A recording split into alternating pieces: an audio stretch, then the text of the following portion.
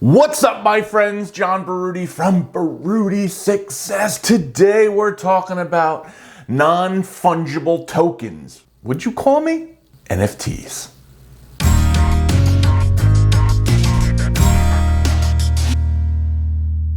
So, today we're talking about NFTs and why they matter. Well, John, why do they matter? Why do they matter? Why do NFTs matter? You hear it on all over. NFTs, non-fungible tokens, cryptocurrency. This stuff is too much for me. It's too much. I can't do it. Calm down, Karen. We're going to go over it in layman's terms. First of all, in order to describe a non-fungible token, we have to explain fungibility and non-fungibility. Fungibility, easy enough, is like a dollar, right? You can easily exchange them. I have a dollar, you have a dollar. Give me your dollar. Here's my dollar. Now, we've exchanged like kind, but we have lots of dollars. Yes, those dollars have different serial numbers, but it's basically the same value. Not basically, it is the same value. Dollar for dollar. Cryptocurrency, Bitcoin. I have a Bitcoin, you have a Bitcoin. We swap Bitcoins. Fungible. Yes, those Bitcoins have specific places on the blockchain, and they have specific algorithms that say my Bitcoin is blah, blah, blah, blah, blah, blah. Your Bitcoin is blah, blah, blah, blah. But they're they are worth the same. My $60,000 Bitcoin is worth the same as your $60,000 Bitcoin. Fungible. Non-fungible is the exact opposite. Non-fungible is basically something that isn't exchangeable, right? So let's take an example of John's art. Okay? Look at this wonderful piece of art. And it's even signed by the artist. That would be me, right? So this is a one-of-a-kind, wonderful piece of art. Let me show it to you again. See? It's beautiful, isn't it? Now, that piece of art cannot be created. It can be copied, right? Just like anything digitally can be copied.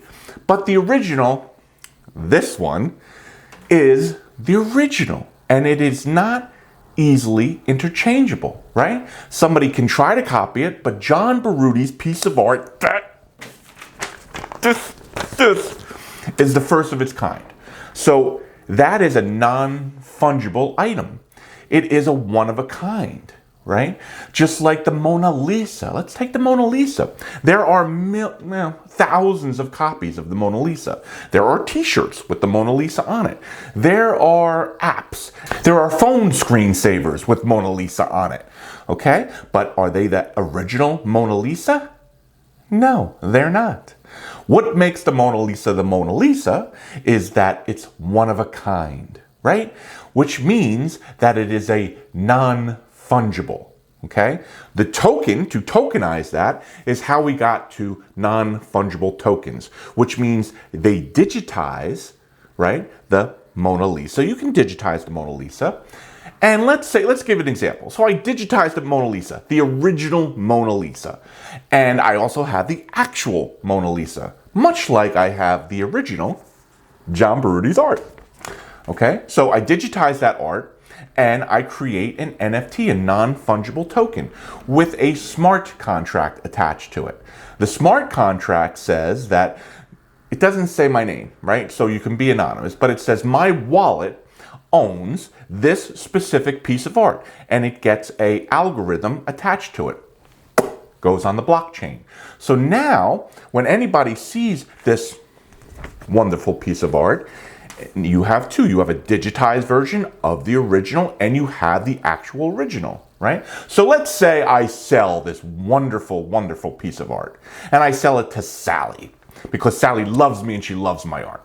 Well, here's the mind-blowing part of an NFT, right? In the past, you would sell your art, or you'd sell your song, you'd sell your IP, or you'd sell your stuff, and that would be the end of it, right? I sold it, I got my money, and that was the end of it. The wonderful thing about NFTs is they can come with smart contracts that says that I want a royalty on that. Yes, I want a royalty. on John Beritti's beautiful art. So in the contract, I say I want a 10% royalty, Sally, when, let's say, I sold this to you for $1 million. $500,000. Okay? Now, Sally keeps it, she hoards it, she hodls it, she loves it. But one day, Sally says, you know what? John is selling a lot of art and it's going to the moon. I think I'll sell my art. Okay? Now, Sally says, well, I love that art. I don't want to sell it, but I'd like the money. Well, Sally creates a new non-fungible token. Actually, she doesn't create a new one. She puts a new smart contract on that non-fungible token and puts 10% for her. So here's how this wonderful thing works. Sally sells the art, again, sorry, for $1 million. And John now gets 10% of the $1 million. Now, let's say Jane bought that from Sally. And Jane holds on to it and then she sells it. Well, hello. When she sells it, Jane gets her percent. No, Sally gets her percent. And John gets his percent. It's in perpetuity. This is a mind-blowing thing with the NFTs, okay? This was not able to be done at all. Yes, the music industry was doing it, and the movie industry does it, but it's not easily done, right? So let's say you have these individual pieces. It wasn't easily tracked. Well, did John sell the art? John sold it on the black market, and then Sally sold it on the black market, so nobody knows about it. Yeah, no, there's no more black market with NFTs and the blockchain, because once it's sold, you can look it up, you can go on the blockchain and see this item and see that it's sold and see what wallet owned it and get your money because you have a royalty on it. This stuff, guys, is mind-blowing. Okay, so why does it matter? Why does it matter to you? Well, it matters to you and to me because this is all part of Web 3.0, right? Now, what's Web 3.0? Now, if you watch my channel, I'm sure you saw the video I did on the metaverse, right? All this stuff ties into each other, right? This is the new age, and we're going to figure out how to profit on it. Let's say this was 1990, 1994. Right? And everybody was so excited about the internet and everybody was talking about, what were they talking about? Well, they were talking about how you search and what was it? It was, I don't know, there was some horrible search engines. Microsoft had a search engine, they still do, it's horrible. And then the Google guys came and they basically revolutionized the search, right? Then you had Web 2.0, right? So Web 2.0 was all the apps and stuff that got put onto Web 2.0. Twitter, Facebook, all these, Instagram, all these apps that are now worth $1 bazillion. Well, Sally, if you invested in any of these companies, $500, $1,000, whatever it was, you'd be worth, yes, I like saying it, $1 bazillion. So, NFTs, cryptocurrency, the metaverse, all these things tie into each other, okay? So I wanted to let you know that you need to start paying attention to these things when you hear about them. Start to basically research it, right? And start to figure out, is there something that you absolutely love? Are you a baseball collector or a football collector or a basketball collector? Or, like me, I collect Hess trucks, right? So all these things, they're going to be able to have a NFT attached to them. And you can buy and sell the NFTs for money, right? That's one way to make money with NFTs. Let me give you an example of a real world NFT and how it could work in the future. The Super Bowl. Super Bowl 56 is coming up, right? Let's say Super Bowl, and again, it could be any Super Bowl, but I'm going to take Super Bowl 50, right? Because it was a milestone Super Bowl. 50 years, anything 50 years is a milestone. Same thing with Disney's. I think this year is Disney's 50th year. So okay, let's stick with the Super Bowl. I have the Super Bowl 50 ticket with me, right? And after Super Bowl 50, I decided to sell it on eBay a couple years later, right? I looked it up. It's going for, I don't know, as little as $250, as much as $3,000. Super Bowl 50's ticket, okay? That's terrific. So I bought the ticket. Oh, I got to stop doing that. My mic's down here. I bought the ticket, right? And the NFL made money on me buying the ticket.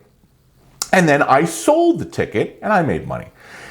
With NFTs and smart contracts, now the NFL is going to create an NFT, which basically represents the ticket. Now, sure, they can still create the actual ticket, and that ticket can be digitized and made into an NFT. But the wonderful thing about it is, now that individual, John Berardi's ticket for the Super Bowl has an NFT associated to it, which it's on the blockchain, right? Which the NFL can track it. So now, if I was the NFL and I sold you that ticket, and 6 years later, you sell the ticket, well, they could put in the smart contract that they want 5 or 10%, because now that NFT is not just a ticket, it's a piece of art. It's valuable,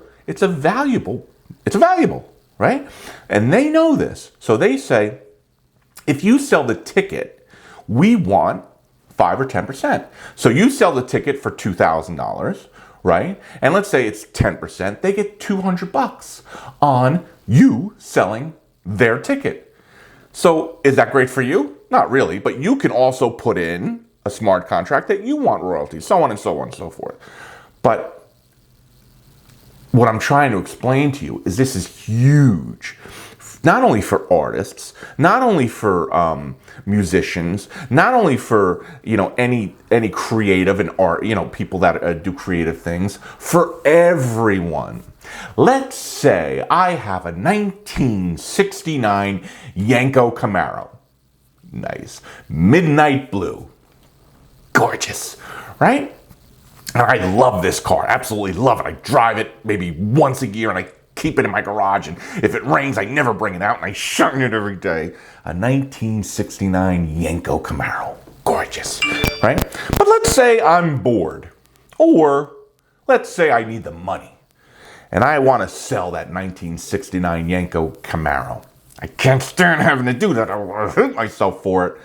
But now I can associate an NFT, a non-fungible token, to that 1969 Yenko Camaro, right? Now, when I sell the 1969 Yenko Camaro, well, first of all, why would somebody buy something, John, with the NFT that has a royalty?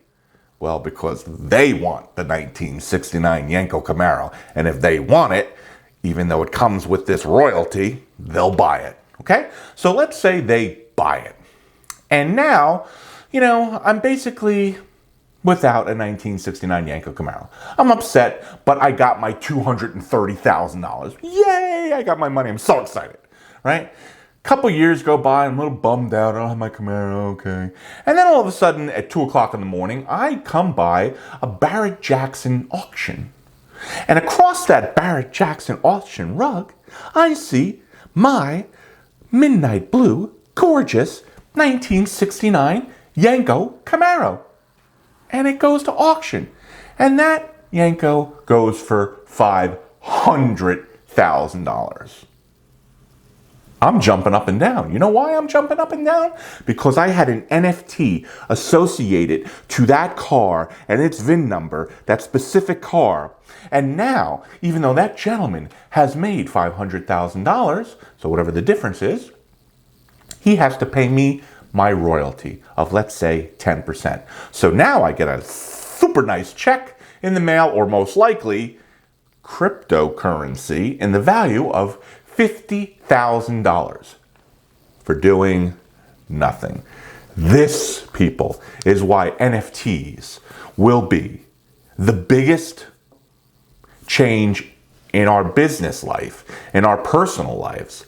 This is real stuff. The metaverse, NFTs, cryptocurrency. It's not that stuff that we were all like, bunch of geeks. No.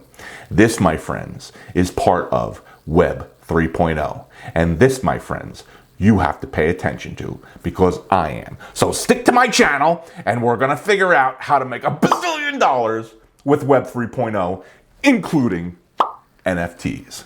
Love you. I'll see you on the next one.